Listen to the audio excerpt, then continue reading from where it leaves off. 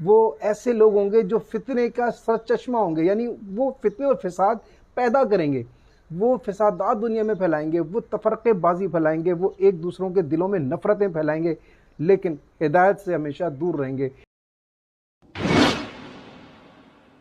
السلام علیکم۔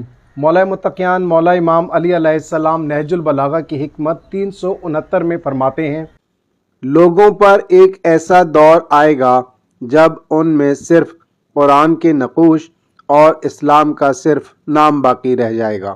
اس وقت مسجدیں تعمیر و زینت کے لحاظ سے آباد اور ہدایت کے اعتبار سے ویران ہوں گی۔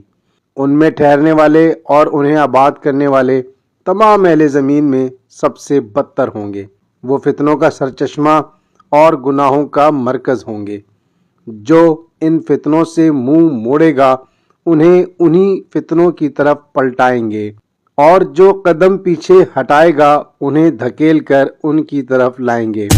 آپ علیہ السلام فرماتے ہیں کہ ایک ایسا دور آنے والا ہے کہ جب قرآن کے صرف نقوش باقی رہ جائیں گے۔ نقوش کہتے ہیں، نقش کی جمع ہوتی ہے، یعنی وہ جو ہم قرآن میں جو اس کے الفاظ لکھتے ہوئے بڑے نقش و نگار بناتے ہیں، بہت خوبصورت بناتے ہیں، چھوٹے سے چھوٹا لکھتے ہیں، بڑے سے بڑا لکھتے ہیں، مختلف انداز سے لکھتے ہیں، حسین و جمیل بناتے ہیں، خوبصورت پھول بوٹے بناتے ہیں، اور اس کے اوپر ہم بڑی محنت کرتے ہیں اور بہت محبت کرتے ہیں، اور حقیقتاً بہت محبت کرتے ہیں، اس کا احترام کرتے ہیں، اسے اپنے سینے سے لگا کر رکھتے ہیں، اس کو پڑھتے بھی ہیں، اس کو حفظ بھی کرتے ہیں، اس کی بڑے خوبصورت انداز میں تلاوت بھی کرتے ہیں، اور یہ سب کچھ کرنے کے علاوہ ہم اس سے ہدایت لینے کے لیے تیار نہیں ہوتے، ہم اس کو سمجھ کر پڑھنے کے لیے ہرگز تیار نہیں ہوتے، ایسا کوئی رواج ہی نہیں ہوتا۔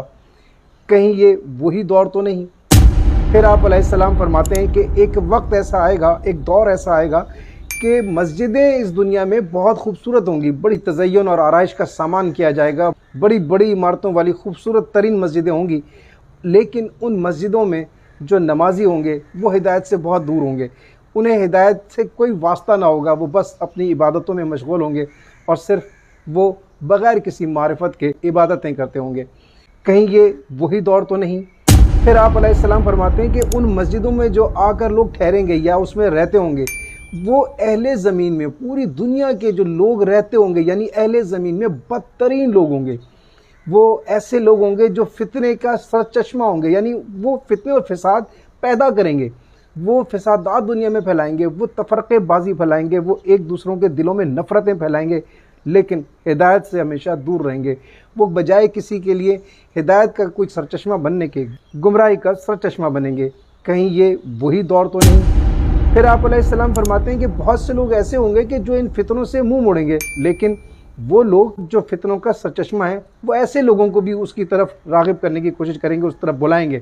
پھر آپ علیہ السلام فرماتے ہیں کہ وہ لوگ جو بالکل ان فتنوں سے نفرت کرتے ہوں گے اور اپنے آپ کو دور رکھتے ہوں گے، انہیں زبردستی دھکیل کر اس طرف لایا جائے گا، انہیں ایسے فتووں کے ذریعے، ایسے سوالات کے ذریعے، ایسے معاملات کے ذریعے انہیں گھسیٹا جائے گا، انہیں ان معاملات میں الجھایا جائے گا۔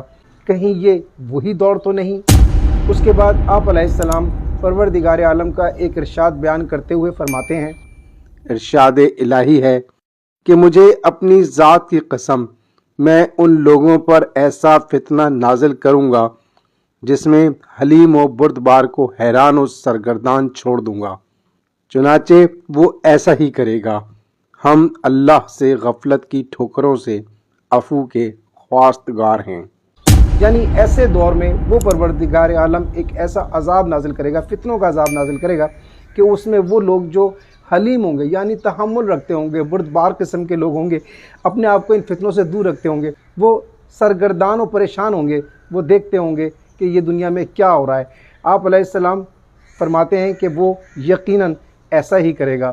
ہمیں اس پروردگار عالم سے مغفرت طلب کرنی چاہیے۔ یہ جو ہم غفلت میں پڑے ہوئے ہیں، ہمیں چاہیے کہ ہم اس غفلت سے خود کو نکالیں اور مولا کے اس فرمان کی روشنی میں اپنی زندگی کو ڈھالنے کی کوشش کریں، قرآن سے سبق حاصل کریں، مسجد کو آباد کریں اس انداز سے کہ معرفت کے ساتھ عبادت کریں۔ ہمیں چاہیے کہ ہم یہ جو فتنے ہیں ان سے دور رہیں، دوسروں کو ان فتنوں سے دور کرنے کی کوشش کریں، یکجا اور یکمشت ہونے کی کوشش کریں اور اس پروردگار عالم کی رضا میں راضی رہنے کی کوشش کریں۔ اے میرے پروردگار، ہمارے گناہوں کو بخشنا، ہماری غفلت کو بخش دینا۔